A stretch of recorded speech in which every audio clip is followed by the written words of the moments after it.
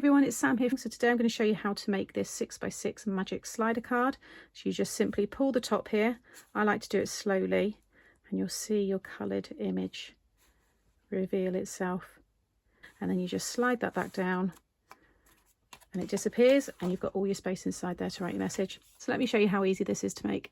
So this is the 6x6 magic colour slide card and you get all your dies here that you need to make the card. I'm also going to be using the Have a Drink on Me stamp set and you get the dies there to match as well, and then the additions die set as well. You've got some nice little icons there. Now you are going to need a stays on ink for this. This is what's going to adhere to the acetate, and this will work on many different kind of surfaces, wood, metal, things like that. So it's a really good one, and make sure it's a nice and juicy pad. This is a really old pad, but I've just re-inked it, and you can buy the re-inkers as well. First of all, you want to cut the main die here, and you can see I've just done this one in the white. So just pass that through. It will go through a standard machine. If you don't have the extender plates, just tape it in place, run it through, and then move it down your plate and then run it through again, and it will cut the whole thing. Once it's cut, it will look like this. You can see it's got your score lines on there. Usually I would go over those on my scoreboard, but because they're so small, you can just fold that. This is a 300 GSM cardstock. I'd say anything above, you know, around 220, so 216 a lot of cardstock is. Anything around that plus will be fine for this. Then I've got my card blanks. This is a 6x6 pre-made or pre-bought card. If you want to make one from scratch, it's a piece of 12x6, and then you just score at 6 inches. You can also just use the length of A4 and fold that in half, and that will fit as well. And then I've just cut a piece there to go on top, so I've got a nice background, and then when that one goes on top, you'll see you get that nice frame.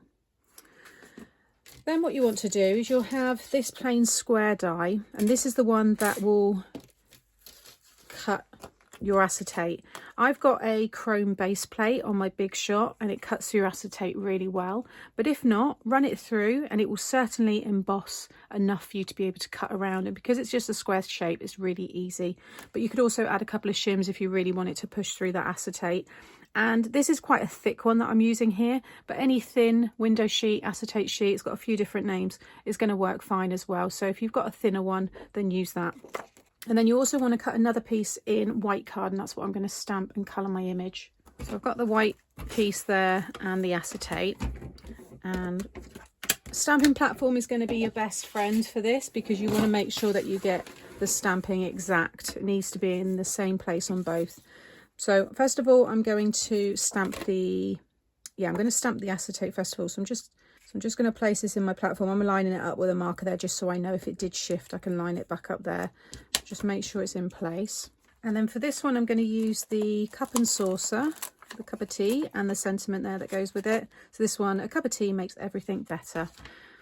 Now, if you take this die that also comes in the set, I'm going to ink mine up in a minute because it's got a nice stencil detail, but if you cut that out and then you can just kind of place this over, I just move that out of the way for now, just kind of sit that over the acetate so it's in the middle, and then you can place your images, and that way you know that they're going to be in your, you know, exactly in the frame when the card's all closed. So I'm going to pop the teacup about there, and then the sentiment just above it there.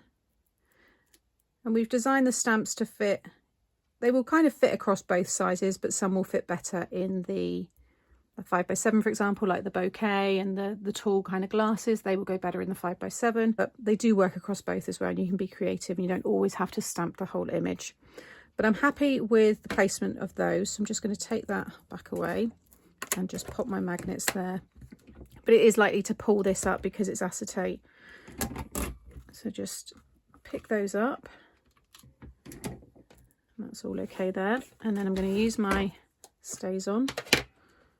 And then you just want to ink up your images.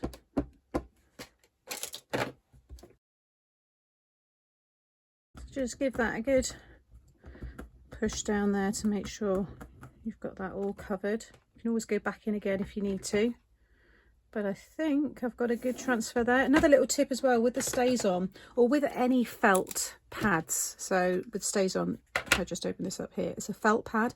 I find that they are better stored upside down, and that way you're getting all of the ink as well from the pad. So I've got a nice transfer there. Now don't move your stamps, you want to leave your stamps where they are. I'm going to take this away. It takes a few minutes to dry, but not too long. I can see it's, you know, it's wet on top there, so just set that aside until you're happy it's completely dry. I'm then going to sit this back in at the same marker where I had the other one. Now I can use Stays On again for this. I'm using my coloured pencil, so it doesn't really matter what ink I'm using. But to make sure I get a nice crisp image, I always like to use the VersaFine, which is great for detail and stuff. Although these are more outline, I'm just going to swap between the two there. And now stamp that. And because I haven't moved the stamps and I've put the cardstock exactly where the acetate was, these two are going to line up perfectly. But by having this on a separate piece of card, you can, when we go to add it to the card, you can move it around a little bit. So if this did shift for any reason, there's still ways to make sure it all lines up in a minute, and I'll show you that. Yeah, there we go. So I'm happy with that. So if I just go back to the acetate, which is still drying a little bit, but if I sit that over the top, and you will eventually, there we go, you can see there they line up perfectly. So again, whilst the acetate's drying, I'm going to get this one coloured.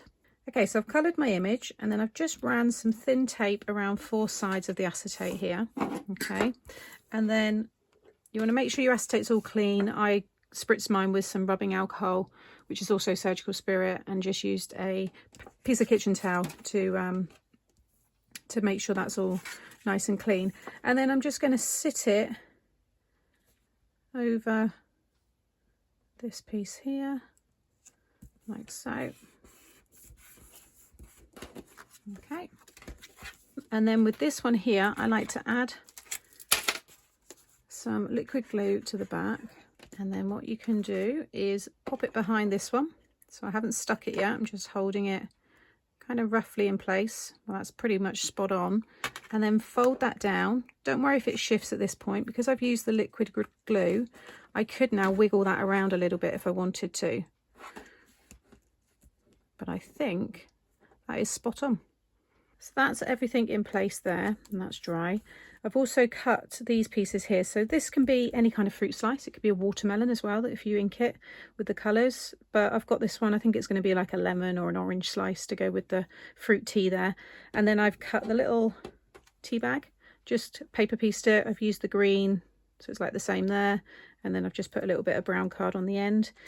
I've die cut these to be like the little, I guess, the leaves from the lemon, but they could also be the steam as well, coming off the cup if you want to use these in different ways, the images and stuff.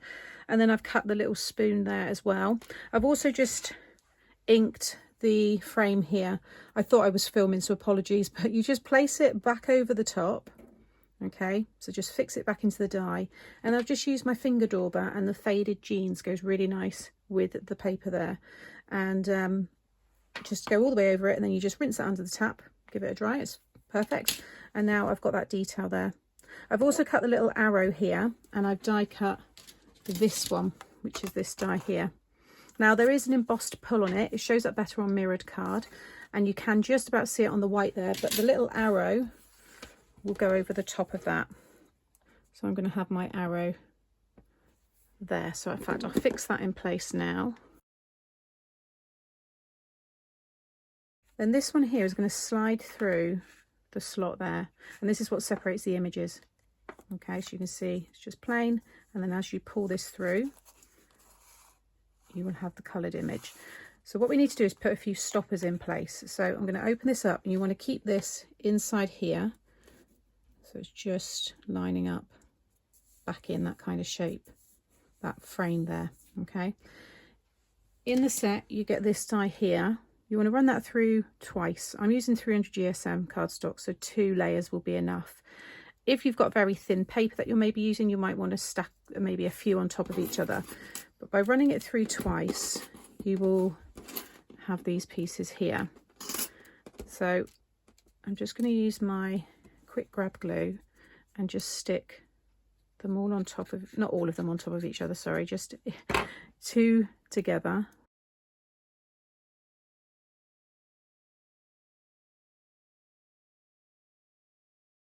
So first of all, you want to attach this straight one here. So I'm just going to run my glue all the way down there, and this will fit flush with the bottom of the card. Make sure I'm in frame there. So just sit that so it's flush with the bottom of the card, and that piece will sit perfectly on it, and it will be, if I just bring that over, that will be in place there. Okay. Okay, so you have two of these. I've actually just stuck this one down because I think it's easier to show one in place to then explain how to do it with this one. So you'll have one that basically will sit flush with the bottom of the card here and next to this. But what will happen is when this pulls up, it will stop this piece coming out because it hits against it there. So with this one, you want to flip it over now because you want both of these pieces facing inwards. I'm going to add the glue all down that side there, and again next to this one, flush with the bottom of the card, and you'll see that that one, make sure that's straight, you don't want the glue going on it. There we go. And that now creates the track for this piece. So what you will then want to do is just check that when you run this down inside the card, it sits within these three pieces here, which that does. So pull this up to the top, or just near the top, and then I've added my glue all on top of these three strips, and then you can just close that and just give that a minute to dry. Okay, and now you should be able to pull that up and down really easily, and you'll see it will reveal your coloured image. So lastly, I just need to decorate now. So I'm going to have this as a top folding card, but you could also have it as a side fold. So I'm going to add my glue all over the back here.